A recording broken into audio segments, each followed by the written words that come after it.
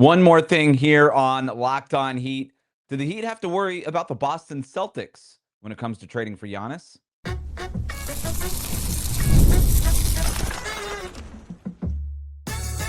You are Locked On Heat, your daily Miami Heat podcast, part of the Locked On Podcast Network, your team every day.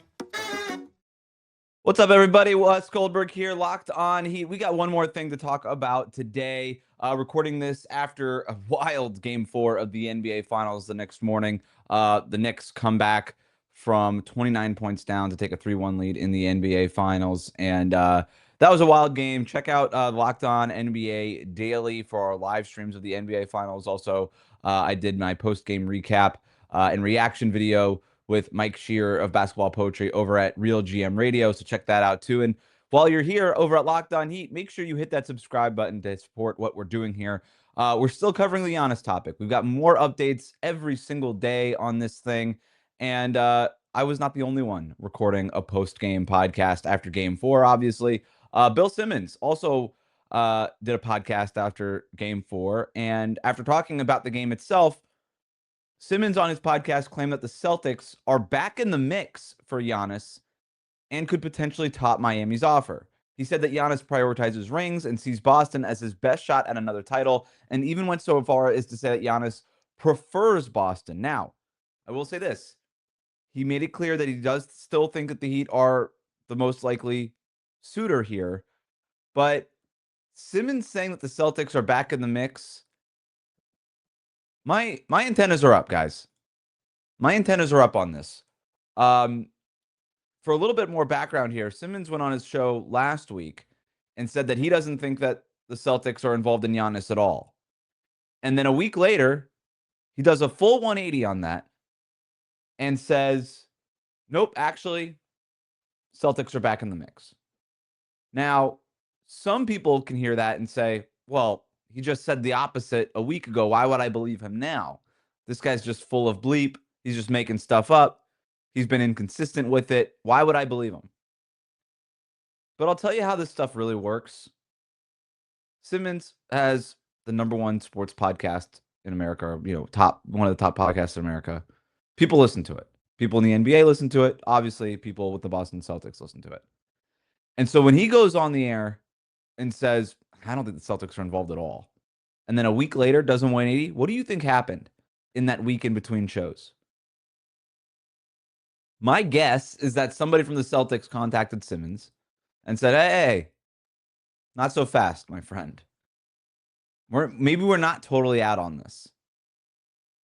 And I go back to what Brad Stevens said at the end of the season when the Celtics got eliminated by Philadelphia. And Stevens was very clear that he had some questions about Boston's style of play, perimeter-oriented, 5 out.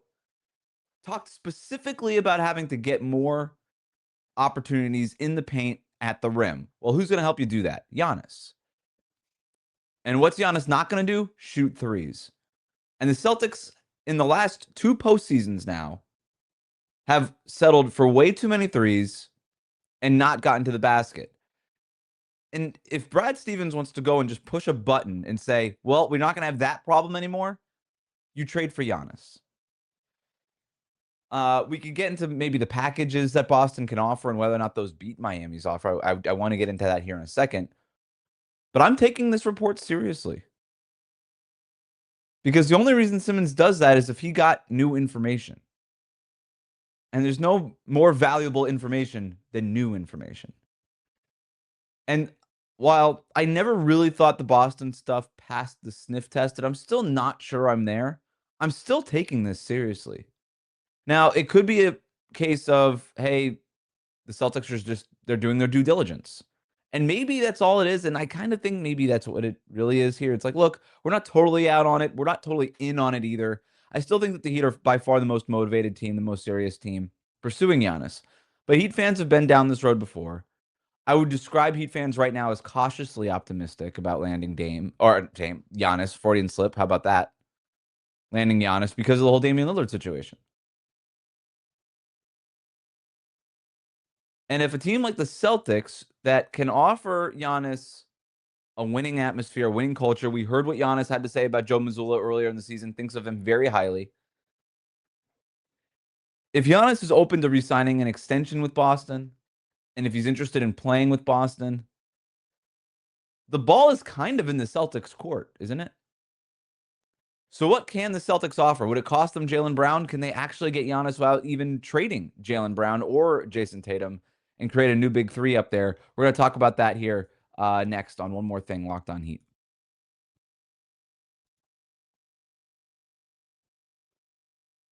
Today's episode is brought to you by Wayfair. Outdoor spaces can completely change the feel of a home, whether it's a patio, balcony, backyard, or just a small corner that you want to make more comfortable for the season. The right setup can turn into a place that you actually want to spend time. That's where Wayfair comes in, with options for every style, every outdoor space, and every budget. My wife and I recently were looking for baby-safe furniture for our living room for our 9-month-old. Wayfair made it easy to filter through the styles and find pieces that actually matched the look that we wanted. The reviews and the customer photos helped a ton when we were deciding what would work best. And having everything in one place, seating, rugs, tables, it made the whole process a lot more simple. As new parents, we don't have time to be looking at multiple stores or going through a bunch of different websites. We knew what we were looking for, and Wayfair made it quick and easy to get what we were looking for. You can do it too. As we get ready to spend more time outdoors this summer, get prepped for patio season for way less. Head to wayfair.com right now to shop all things home. That's Wayfair, WAYFAIR.com. Wayfair, every style, every home. So what can the Celtics offer for Giannis? And would those offers beat Miami's offer? So recap the Heat's offer. We all know it by now. Tyler Hero, Kal'el, Nikola Jovic is probably part of that. Jaime Jaquez Jr. and or Kasperis Yakachonis. The 13th pick in this draft, and then 2 future first-round picks. We can negotiate the swaps. But that's the package. Can the Celtics beat that? Well, they have Jaylen Brown. And there's a little bit of noise that maybe Jaylen Brown wants to move on from Boston, might want to be the number one option somewhere else. That's interesting, right? And I've heard that, Milwaukee would get a third team involved. They would trade Jaylen Brown to another team. I'm not so sure that they would do that. Why wouldn't they just keep Jaylen Brown? He's a really good player. Got MVP votes, MVP ballot votes this season. All NBA guy, Finals MVP, 5-6 years younger than Giannis. And I don't know that the Bucks, they don't have their own draft picks. Those are owed to Portland. They don't control their draft. Like, why would you want to be bad? Go get Jaylen Brown. That, to me, if I'm the Bucks, is at least interesting. Now, I don't know what else the Celtics would have to include, if anything, frankly, but if they put Jaylen Brown on the table, whether or not Milwaukee reroutes him or not, that feels like it could probably beat any offer that Miami can put together outside of Bam, basically. And they're not going to offer Bam, as we know, because you need to have Bam to play with Giannis. But that's not the only offer that Boston can put together. The other one here, it would at least work in salary cap rules. I don't know that they would actually do this because it creates a lot more complications, but they could put Derek White, Neemias Queta, Peyton Pritchard, and their 3 first-round picks in a package. And that's something at least comparable to what Miami is offering. Derek White versus Tyler Hero, Neemias Queta versus Kal'el, Peyton Pritchard versus Jaime Jaquez Jr. Both teams can offer the 3 first-round picks. It's very comparable to what Miami can offer. Now, Derek White is older, right? But if you were to flip him the way that, you can get maybe a Drew Holiday type of package back for Derek White. Derek White has a lot more utility around the league than Tyler Hero does. I think you would actually get more. So if they got Derek White, I think they would flip him. Neemias Queta is fine, right? Kal'el is a much better prospect. Peyton Pritchard, okay, good contract, good player, can score a bunch of points. That's fine, right? And then the 3 first-round picks. Now, those first-round picks are not going to be worth very much at all, even with these new anti-tanking rules, because if the Celtics get Tatum, Brown, and Giannis on one team, breaking news, they're going to be really good. Those picks aren't falling in the lottery. And they have a lot of insurance in case Giannis gets hurt and Tatum gets hurt. They just have a bunch of superstars. Now, I'm not sure Boston does that because they get very expensive very quickly. Because Jaylen Brown's going to be making almost 70. He's going to be making 70 plus million. Tatum's going to be making 70 plus million. And Giannis is going to be making 70 million on this new extension, at different parts of this extension. That's a very, very expensive team, and you're trading away 3 high-end rotation players, Derek White, Navis Cade, Peyton Pritchard, and the ability to backfill those guys with those 3 first-round picks. You get really top-heavy really fast. So I don't think Boston would do that. I do think if Boston's interested in Giannis, it's because they feel like, for some reason or another, they need to split up Tatum and Brown. And this is why this never passed the sniff test for me, is because this feels so risky for the Celtics. Now, I went on Celtics Daily with Bobby Manning, who does a great podcast over at CLNS covering the Boston Celtics. And I brought that up. And I was like, why would you do that?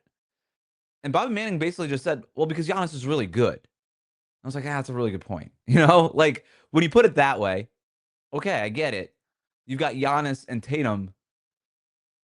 Yeah, you're cooking with fire, right? Like you're cooking with grease at that point. But it's just, that leaves me open to so much risk if I'm Boston, because Tatum's coming off the injury year. Giannis has dealt with injuries the last couple of years, hasn't finished a playoff series in a long time. And you're trading away the star that has been durable in Jaylen Brown. And while your ceiling, I think, is higher if you have Giannis instead of Brown, your floor is a lot lower. And when your floor has been pretty good over the last couple of years, I don't know that and your ceiling, by the way, has been winning the title. It just feels a little bit too risky for something for the Celtics to seriously consider, unless they feel like they need to split up Tatum and Brown. And if they do feel like they need to split up Tatum and Brown, or rather even if they feel like they may have to soon, then the Celtics would say, like, look, we feel like Jaylen Brown is probably going to be out of here in the next year or two. Are we ever going to get anything as good as Giannis back for Jaylen Brown? Now might be the time to trade him if we anticipate that we're going to have to cross that bridge at some point soon anyway. And so in that way, maybe it's the right time for them to do it. So, look, this is fascinating, but yeah, I'm taking the Celtics thing seriously. I still think the Heat are the more likely destination. I think they're the team that's most motivated to get things done. They're the team that's most desperate to get things done. This ultimately could just be, again, the Bucks floating the Celtics stuff out there just to make sure that they get the best possible offer from the Miami Heat, right? I'm not ruling any of that stuff out. It is silly season. There's a ton of noise around this stuff right now.